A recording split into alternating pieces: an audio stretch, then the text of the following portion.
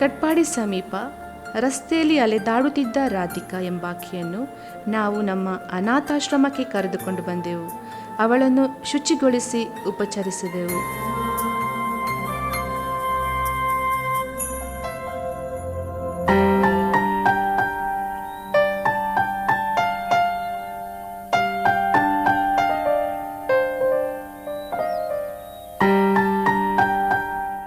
ಸುಮಾರು 3 ವರ್ಷಗಳಿಂದ ನಮ್ಮಲ್ಲಿದ್ದು ಕೊನೆಗೆ ತನ್ನ ಊರಿನ ವಿಳಾಸ ನೀಡಿದುದರ ಪರಿಣಾಮ ರಾಧಿಕಾಳ ಅಣ್ಣ ನಮ್ಮಲ್ಲಿಗೆ ಬಂದರು. 2 ಮಕ್ಕಳಿರುವ ಈಕೆ ಮಾನಸಿಕ ಸ್ಥಿಮಿತ ಕಳೆದುಕೊಂಡು ತನ್ನ ಮನೆಯಿಂದ ರೈಲಿನಲ್ಲಿ ಇಲ್ಲಿಗೆ ಬಂದಿಳಿದಿದ್ದಳು. ನಮ್ಮ ಮಧ್ಯದಲ್ಲಿ ಸಹೋದರಿ ಕಲಾವತಿ ಇದ್ದಾರೆ. ಅವರು ಮಹಾರಾಷ್ಟ್ರದ ಪ್ರದೇಶದವರು. ಸುಮಾರು 3 ವರ್ಷ 4 ತಿಂಗಳ ಹಿಂದೆ ಕಟ್ಪಾಡಿ ಆಚೆ ಕಡೆ ರಸ್ತೆ ಬದಿಯಲ್ಲಿ ಮಾನಸಿಕ ಅಸ್ವಸ್ಥರಾಗಿ ತಿರುಗಾಡ್ತಿರುವಂಥ ಒಂದು ಸಂದರ್ಭದಲ್ಲಿ ನಮಗೆ ಸಾರ್ವಜನಿಕರ ಕೋರಿಕೆಯ ಮೇರೆಗೆ ನಾವು ಇವರನ್ನು ನಮ್ಮ ಆಶ್ರಮಕ್ಕೆ ಕರ್ಕೊಂಡು ಬಂದೆವು. ಆ ಸಂದರ್ಭದಲ್ಲಿ ಶರೀರವೆಲ್ಲ ಕೊಳೆತಂಥ ಒಂದು ಪರಿಸ್ಥಿತಿ ಇತ್ತು. ಒಂದು ಮಾನಸಿಕ ಅಸ್ವಸ್ಥರಾಗಿದ್ದರು. ಯಾವುದನ್ನು ಅವರ ಕುರಿತಾಗಿ ಮಾಹಿತಿ ಕೊಡುವಂಥ ಒಂದು ಪರಿಸ್ಥಿತಿ ಕೂಡ ಅವರಲ್ಲಿ ಇರಲಿಲ್ಲ. ಮಾನಸಿಕವಾದ ಸ್ಥಿಮಿತವನ್ನು ಅವರು ಕಳ್ಕೊಂಡವರಾಗಿದ್ದರು. ಆ ಸಂದರ್ಭದಲ್ಲಿ ಅವರ ಹೆಸರು ನಮಗೆ ರಾಧಿಕೆ ಎಂಬುದಾಗಿ ಹೇಳಿದ್ದರಿಂದಾಗಿ ಇವತ್ತಿನವರೆಗೂ ನಾವು ರಾಧಿಕೆ ಹೆಸರಲ್ಲಿ ಅವರನ್ನು ಕರೀತಾ ಇದ್ದೇವೆ. ಇವತ್ತು ಅವರ ಅಣ್ಣ ನಮ್ಮಲ್ಲಿ ಬಂದಿದ್ದಾರೆ. ಅವರನ್ನು ಕರ್ಕೊಂಡು ಹೋಗುವುದಕ್ಕೋಸ್ಕರವಾಗಿ ಮಹಾರಾಷ್ಟ್ರದಿಂದ ಒಂದು ಆಂಬ್ಯುಲೆನ್ಸನ್ನೇ ಅವರು ತೆಗೆದುಕೊಂಡು ಬಂದಿದ್ದಾರೆ. ಇವರನ್ನು ಕರ್ಕೊಂಡು ಹೋಗುವ ಒಂದು ಸಲುವಾಗಿ. ರಾಧಿಕಾಳನ್ನು ಚೆನ್ನಾಗಿ ನೋಡಿಕೊಂಡ ನಮಗೆ ರಾಧಿಕಾಳ ಮನೆಯವರು ನಮ್ಮನ್ನು ತುಂಬು ಹೃದಯದಿಂದ ಧನ್ಯವಾದ ನೀಡಿದರು. आपने बहुत अच्छा किया. किसी मासूम बच्चों की माँ को आपने संभाला और मैं उनसे मिला देता हूँ. तो मेरे से बड़ा तो एहसान शुक्रगुजार आपका होना चाहिए.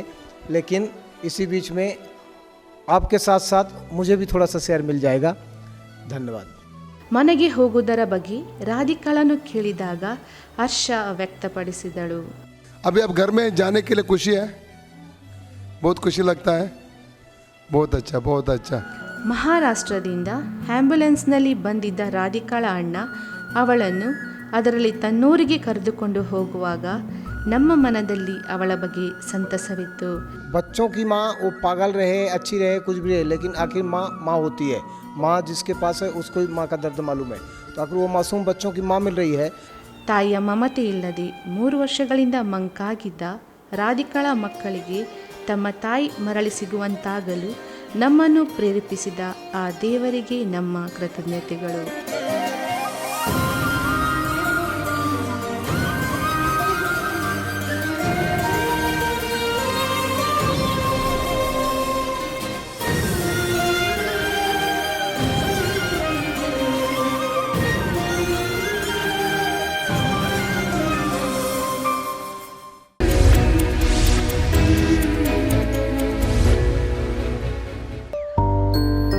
ಎರಡು 2000ನೇ ಇಸವಿಯಲ್ಲಿ ಉಡುಪಿ ಜಿಲ್ಲೆಯ ಶಂಕರ್ಪುರ ಯೇಸುಪುರ ಇಲ್ಲಿ ಪಾಸ್ಟರ್ ಸುನಿಲ್ ಜಾನ್ ಡಿಸೋಜಾ ಮತ್ತು ಇವರ ತಂಡದಿಂದ ಪ್ರಾರಂಭಗೊಂಡ ವಿಶ್ವಾಸದ ಮನೆ ಮಾನಸಿಕ ಅಸ್ವಸ್ಥರ ಪುನರ್ವಸತಿ ಕೇಂದ್ರ ಇಂದು ದಿಕ್ಕು ದಿಸೆಯಿಲ್ಲದೆ ಅಲೆದಾಡುವ ಅನೇಕ ನಿರ್ಗತಿಕರಿಗೆ ವರದಾನವಾಗಿ ಪರಿಣಮಿಸಿದೆ.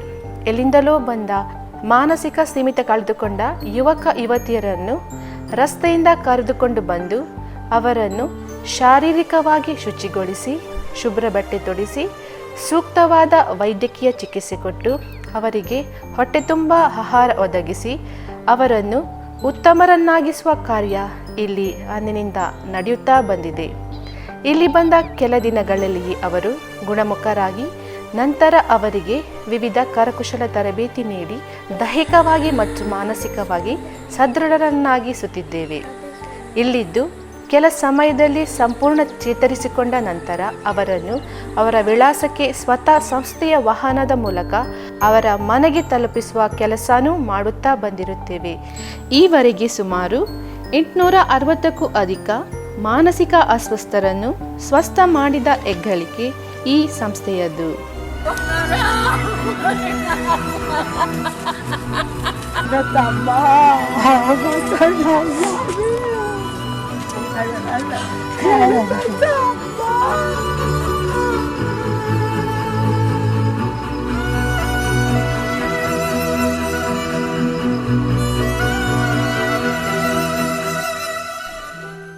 ದಾನಿಗಳಾದ ನೀವು ನಮ್ಮ ಈ ಕೆಲಸಕ್ಕೆ ಕೈ ಜೋಡಿಸಿ ನಿಮ್ಮಿಂದಾಗುವಷ್ಟು ಸಹಾಯ ನಮಗೆ ನೀಡಿದರೆ ಇನ್ನಷ್ಟು ಜನರಿಗೆ ಸಹಾಯ ಮಾಡುವ ಶಕ್ತಿ ನಮಗೂ ಬರುತ್ತದೆ.